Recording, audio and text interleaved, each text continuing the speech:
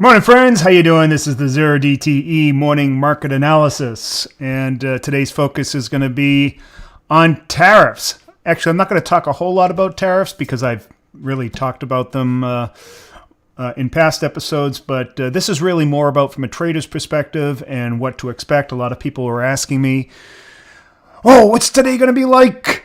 Is the volatility going to go run rampant?" and all this other stuff, and we'll cover that. But first, we're going to do our morning market analysis, the situational analysis for our butterfly trades, our asymmetric 0DTE on indexes. And so that means that we are off to, I have to get my button ready, off to the charts.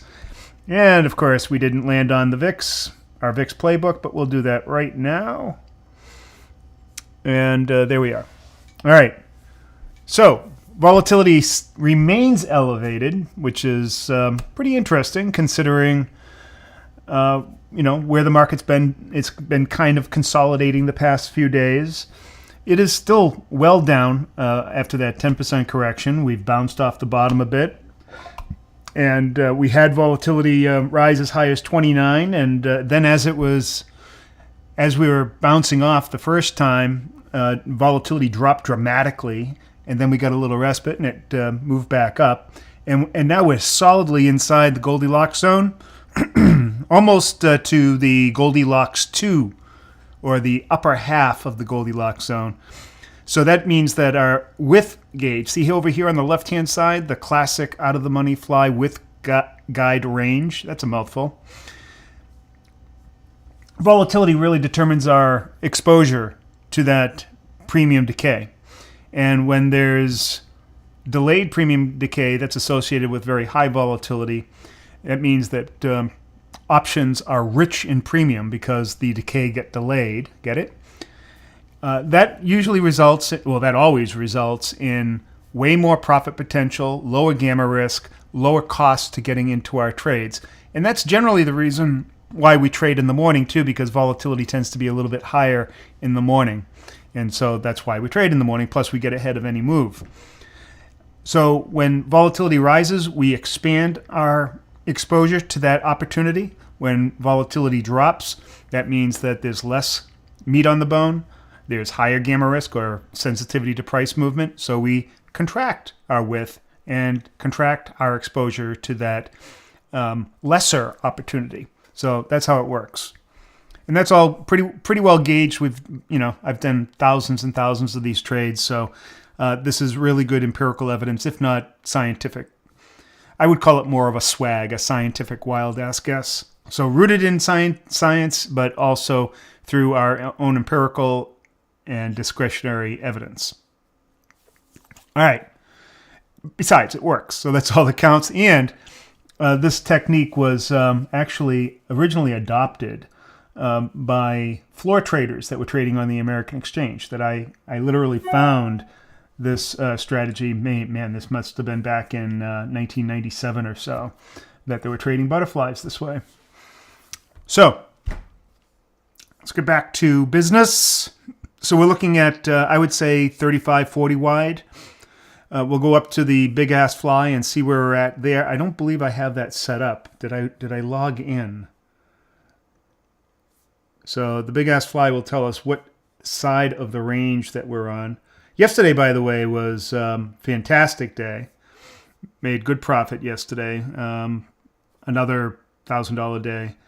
So that's like 2 or 3 in a row. So that's been pretty good. Instead of talking, I should just get typing here. And what we're going to do is we're going to put on a 50 wide at the money butterfly in the morning prior to market reports. So we'll put that on. Let's see. Butterfly.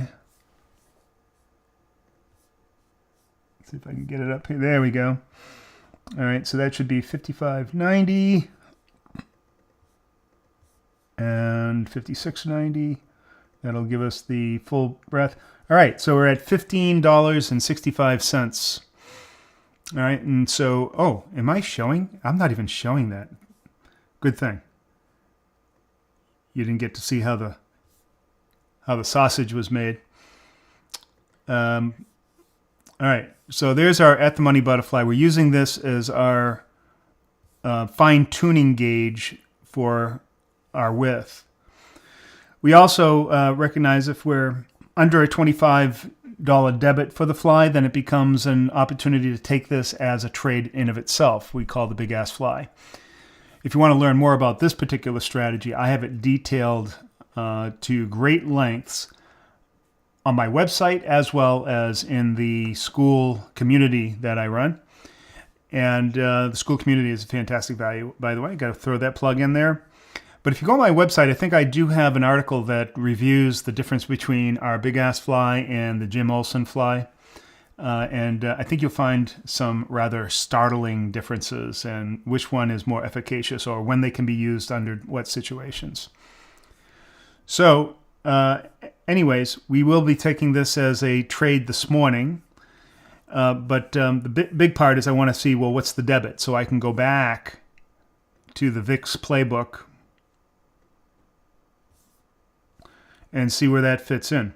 So up here in the big ass fly, debit price butterfly with guide range. Holy crap, I got to rename that. So you can see that 15 is way down here on the wider side of the range. So we were talking about 35, 40 wide. Yeah, 35, 40, maybe even 45 wide. We're up there, man. Big ass flies. Love saying that. Also, we're starting to encroach into Batman territory. So that means that putting super out of the money flies, maybe a 1 to 15, 1 to 18 risk to reward, way out of the money on either side. Put a call fly on out of the money, call fly above the market, and a put fly below the market. And you would think that being so far out of the money, there's no chance that you're going to make money on something like that, but you would be wrong, bucko. Make lots of money on that big ass fly trade. Sometimes you can make it on both sides, you know, because during higher volatility times, you often have these intraday swings. So that's definitely coming into play as well. This is what I love about high volatility. You get all of these options. It's incredible. And then, of course, later in the day, we'll be looking at gamma scalping, but that would be very, very late in the day, in the last hour of the market. And that's another great opportunity that I'll talk about soon on this show. So let's go look at the directional bias. We're down a bit this morning, and we're below the moving average, the Hull moving average. I have a 21-period Hull moving average. So our directional bias is bearish. That means that we're looking for put flies below the market, looking to move up into a structural level. That's what I'll show you next.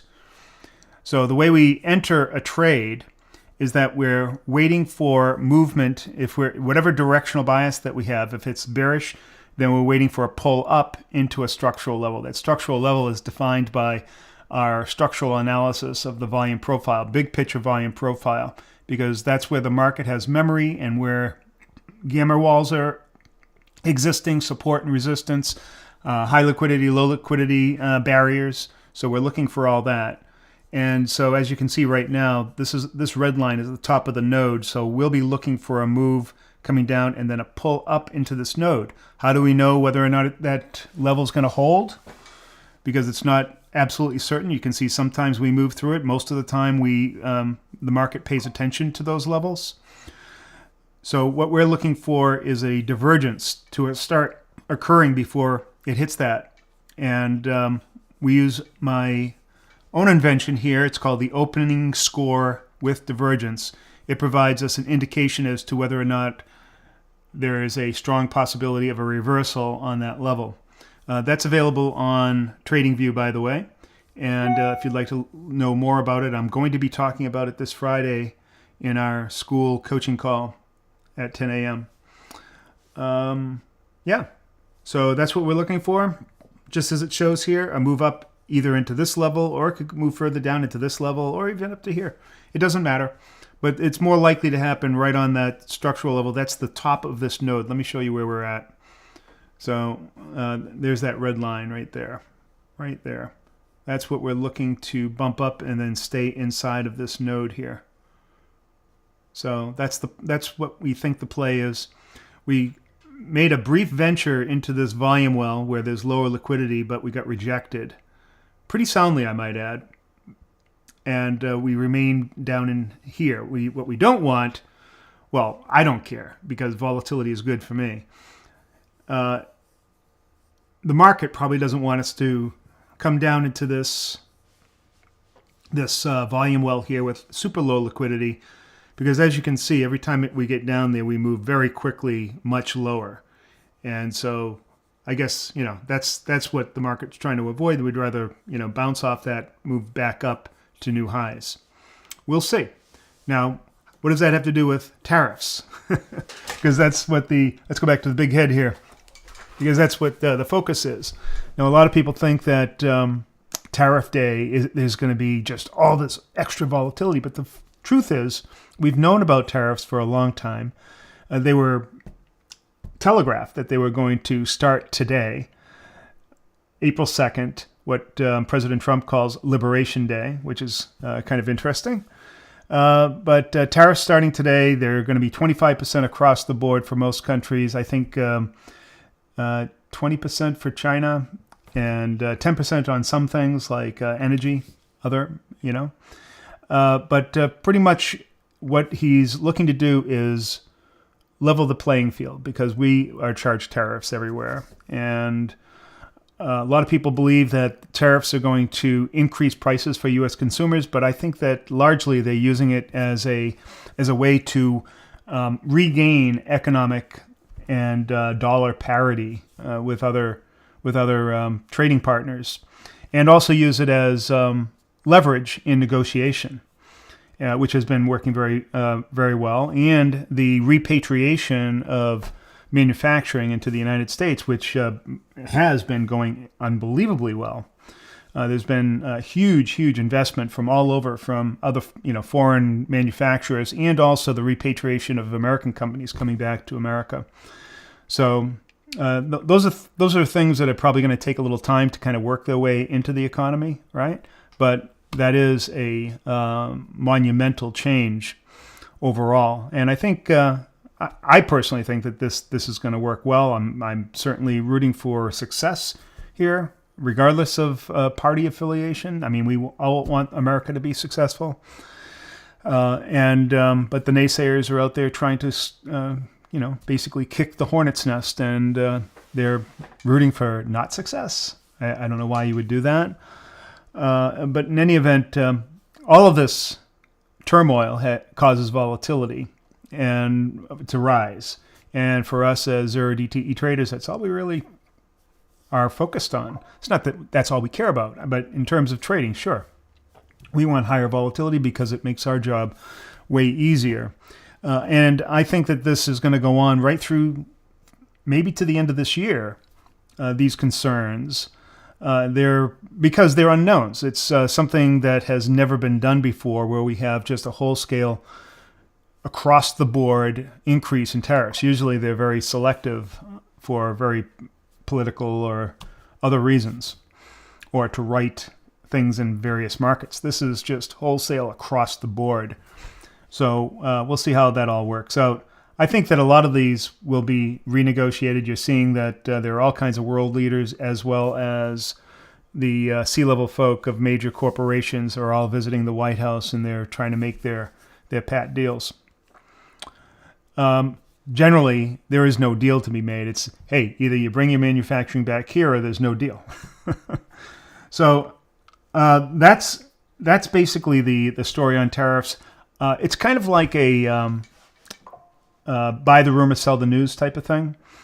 What I mean by that is that all of this talk of tariffs and uncertainty has been building and stays there. And you would think then after tariffs happen, then you would see volatility drop. But I don't expect that to happen immediately, because there's still a great deal of uncertainty about how they will play out. And there's also uncertainty on how other countries and other manufacturers and other concerns are going to react to it as well. And I know that the political factions are also trying to do whatever they can to make hay on that, however that works out. I don't know. So, in general, what I'm saying is that I don't see a volatility crush event happening today, because today is the day. I see that that uncertainty continuing, and the political factions doing whatever they can to, as I said, kick the hornet's nest to keep that level of anxiety high. So from us as traders, that's great. Us as a country, I don't know, but we'll see how that all plays out. But that's about it. Hopefully that this has been informative. And as I said, you want to learn more about zero DTE trading, how to become a consistently profitable trader, achieve Sharpe ratios up in the 4s or 5s. My Sharpe ratio, I'll cover that some other time, but my Sharpe ratio consistently is in the 5s. Now, if you don't know what that means, that is elite institutional performance. That means the volatility of my returns are so minuscule compared to the return that I get on the money I put at risk. It's incredible. So it's like basically bottom left, top right without any kind of sways. Just and I don't need a high win rate in order to make that happen. I can show you how to do that, to trade like that, to trade like an institutional caliber trader. All right. All you've got to do is go down below and start by joining the Skol community. That's about it. Let's get to it. Coach Ernie, out.